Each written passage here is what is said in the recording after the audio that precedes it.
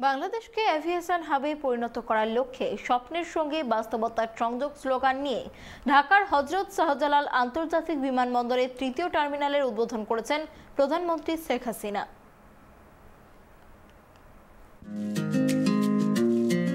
বাংলাদেশকে এভিয়েশন হাবে পরিণত করার লক্ষ্যে স্বপ্নের সঙ্গে বাস্তবতার সংযোগ স্লোগান নিয়ে ঢাকার হযরত শাহজালাল আন্তর্জাতিক বিমানবন্দরের তৃতীয় টার্মিনালের উদ্বোধন করছেন প্রধানমন্ত্রী শেখ হাসিনা।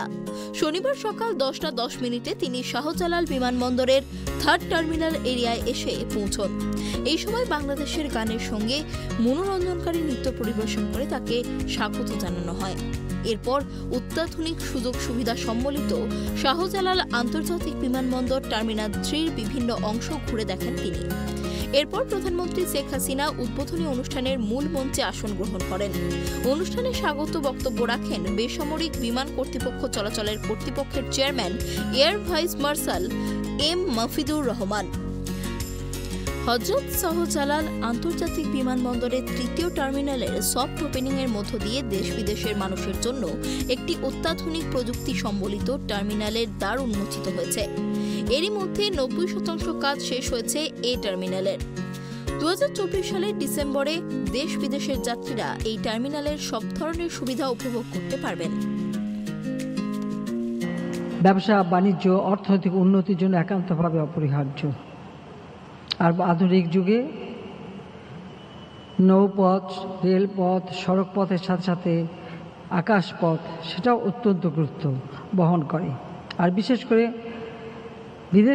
বিদেশের সাথে আমাদের যে যোগাযোগ, সেই যোগাযোগের মূল পথ এবং বাহন বিমান অর্থাৎ আকাশ যাত্রাটাই হচ্ছে সবথেকে গুরুত্বপূর্ণ। কাজে আমরা সেটাকে গুরুত্ব দেই। আমি 96 সালে যখন প্রথম সরকারে আসি, আমাদের বিমানবন্দরের অবস্থা কেমন ছিল?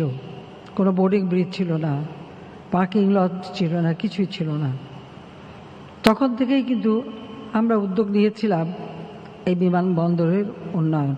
সেই সাথে সাথে চট্টগ্রাম এবং সিলেট দুটি আন্তর্জাতিক বিমানবন্দরও আমরা তখন নির্মাণ করি।